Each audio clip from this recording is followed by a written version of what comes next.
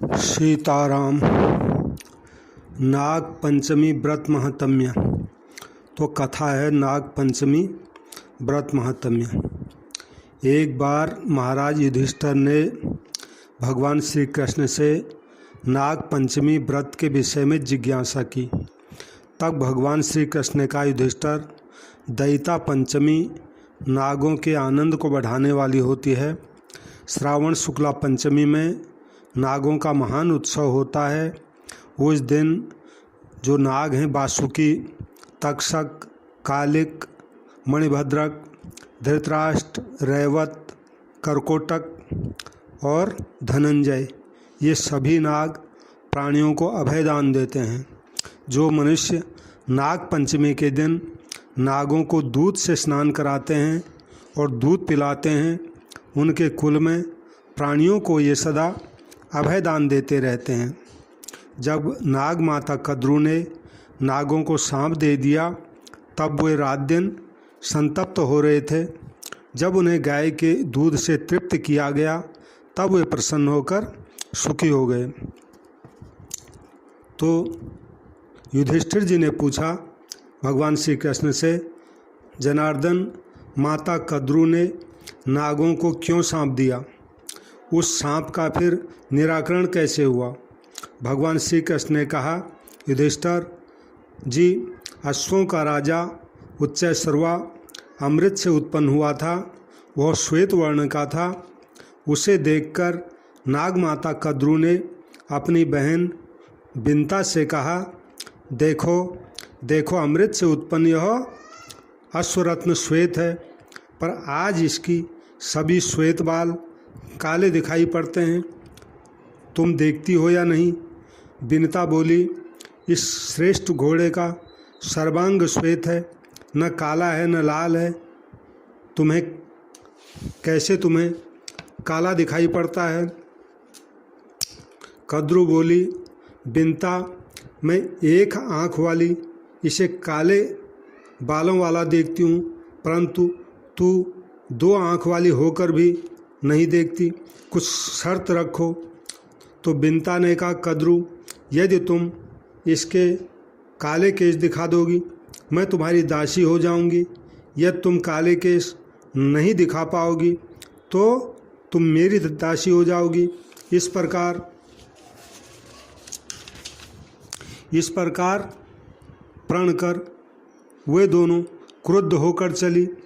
रात्रि में सबके सो जाने पर कद्रू ने कुटिलता सोची।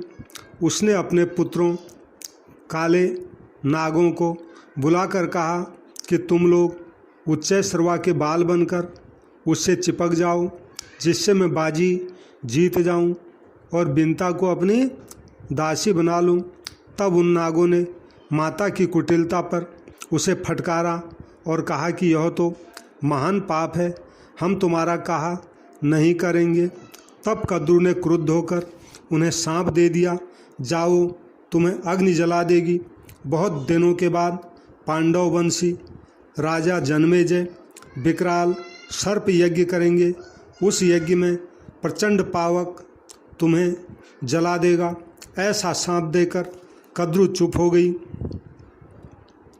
तो माता के द्वारा अभिशप्त सर्पों को कुछ सूझा ही नहीं। वासुकी नाग दुख से संतप्त हो मूर्छित होकर भूमि पर गिर पड़ा। उसे दुखी देख ब्रह्मा जी सहसा वहां आ पहुँचे और सांत्वना देते हुए बोले कि वासुकी, शोक मत करो, मेरी बात सुनो। यायावर वंश में जगतकारु नामक द्विज उत्पन्न हुए हैं। आगे चलकर वे बड़े तेजस्वी तपोनिधि होंगे। उन्हें तुम अपनी बहन विवाह दो। उससे आस्तिक नामक विख्यात पुत्र होगा। वह नागों के विनाशकारी उस नाग यज्ञ को राजा को समझा बुझाकर रोक देगा। तो ब्रह्मा जी की बात सुनकर प्रसन्न वासुकी ने वैसा ही किया। नागों को इससे अभय दान मिला। वे इससे परम प्रसन्न हुए कि उनका वंशधर आस्तिक हम नागों का विनाश रोक देगा। ब्रह्मा जी ने उनसे कहा, आस्तिक द्वारा तुम लोगों का यह भय निवारण श्रावण शुक्ल पंचमी को होगा, इसलिए युधिष्ठिर यह पंचमी शुभादयिता कही जाती है तथा नागों को आनंद देने वाली है।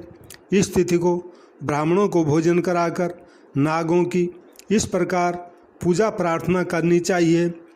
कहना चाहिए, भूतल पर जो नाग हों वे प्रसन्न हों, और जो नाग हिमालय पर रहते हैं, और जो नाग आकाश में हैं, जो नाग देवलोक में हैं, जो नाग नदियों सरोवरों में हैं, और जो बावली तालाबों में हैं, उन सबको नमस्कार है। ऐसा कहकर नागों और विप्रों की यथा योग्य पूजा कर उनका विसर्जन करें। उसके बाद सेवकों और परिजनों सहित स्वयं भोजन करें। पहले मधुर पदार्थ खाएं, पीछे अन्य भोज्य पदार्थ स्वेच्छा से ग्रहण करें। इस प्रकार व्रत नियम करने वाला मरने के बाद नागलोक को जाता है। वहाँ अप्सराएं उसकी पूजा करती हैं और वह श्रेष्ठ विमान पर आरूढ़ हो अभीष्ट काल तक विहार करता है। वहाँ से पुनः इस भूतल पर जन्म लेने पर वह राजाधिराज होता है। उसके पास सभी रत्नों का भंडार होता है, सवारियाँ होती हैं, संपत्ति होती हैं। वह 5 जन्मों तक निरंतर राजा होता है। उस अवधि में वह आदि व्याधि से मुक्त रहता है। पत्नी और पुत्र उसके सहायक अनुकूल होते हैं। इसलिए नागों की घी दूध आदि से सदा पूजा करनी चाहिए। फिर युधिष्ठिर ने पुनः पूछा कि भगवान, क्रुद्ध नाग जिस व्यक्ति को डस लेते हैं उसका क्या होता है? भगवान श्री कृष्ण बोले, राजन, नाग के डसने से मृत्यु को प्राप्त व्यक्ति अधोलोक में गिरता है। वहाँ वह विषहीन सर्प होता है।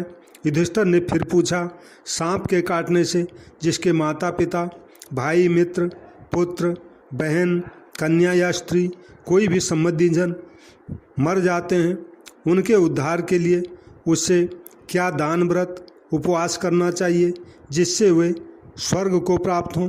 भगवान श्री कृष्ण ने कहा, राजन, उन्हें नागों को प्रसन्न करने वाली पंचमी का व्रत 1 वर्ष तक करना चाहिए। उसका विधान सुनिए। भाद्रपद मास के शुक्ल पक्ष की पंचमी अधिक पुण्यकारक है। सद्गति की कामना से उसे ग्रहण करना चाहिए। इस प्रकार एक वर्ष में 12 पंचमियाँ होती हैं। व्रत के पूर्व दिन चतुर्थी को रात्रि में 1 अन्न ग्रहण करना चाहिए। दूसरे दिन पंचमी को नाग की पूजा करनी चाहिए। सोने या चांदी या लकड़ी अथवा मिट्टी का 5 फनों का नाग बनवाकर श्रद्धा भक्ति पूर्वक उसकी पूजा करें। उन्हें करबीर के फूल, कमल के फूल, सुंदर सुंदर जाति पुष्प, चंदन, नैवेद्य आदि समर्पित कर पूजा करें। पूजा के पश्चात ब्राह्मण को भोजन कराएं। ब्राह्मण भोजन में घी, खीर, मोदक की प्रधानता होनी चाहिए। सर्प के काटने से मरे हुए प्राणी के लिए नारायण बलि करें। दान और पिंड दान में ब्राह्मण को तृप्त करना चाहिए। 1 वर्ष पूर्ण होने पर वृषोत्सर्ग करना चाहिए। स्नान कर जल दान करें। यहाँ श्री कृष्ण प्रसन्न हो यह प्रार्थना करें। प्रत्येक मास में अनंत, वासुकी, शेष, पद्म, कंबल, अश्वतर, धृतराष्ट्र, शंखपाल, कालीय, तक्षक तथा पिंगल नामक महानागों का नामोच्चारण करना चाहिए। वर्ष की समाप्ति पर पारण के समय ब्राह्मणों को भोजन कराएं और इतिहास वेदता विद्वान विप्र को स्वर्ण का नाग तथा सप्तसा, सीधी गौ, कांसे की दोहनी, दुग्ध दुहने का पात्र सहित देनी चाहिए। विद्वानों ने यह पारण विधि बताई है। इस श्रेष्ठ व्रत के करने से बांधवों को सद्गति प्राप्त होती है। सर्पादि के काटने से जिनकी अधोगति हो जाती है, उनके निमित्त यदि 1 वर्ष तक यह उत्तम व्रत भक्तिपूर्वक किया जाए तो वे जीव उस यातना से मुक्त होकर शुभ गति को प्राप्त होते हैं। जो भक्तिपूर्वक नित्य इस आख्यान को पढ़ता या सुनता है उसके कुटुंब में नागों से कोई भय नहीं होता। इसी प्रकार जो भाद्रपद शुक्ला पंचमी को काले रंगों से नागों का चित्र बनाकर गंध, पुष्प, घी, गुग्गुल, खीर आदि से भक्तिपूर्वक पूजा करता है, उस पर तक्षक आदि नाग प्रसन्न होते हैं। उसके 7 कुल यानी पीढ़ी तक नागों से भय नहीं रहता। इसी प्रकार अश्विन मास की शुक्ला पंचमी को कुश के नाग बनाकर इंद्राणी के साथ उनकी पूजा करें। घी, दूध और जल से स्नान कराकर दूध में पके गेहूँ तथा अन्य भोज्य पदार्थ उन्हें श्रद्धा भक्तिपूर्वक समर्पित करें तो शेष आदि नाग उस पर प्रसन्न होते हैं, उसे सुख शांति प्राप्त होती है। मृत्यु के बाद वह प्राणी उत्तम लोकों को प्राप्त करता है जहाँ चिरकाल तक आनंद भोगता है। यह पंचमी व्रत का विधान है।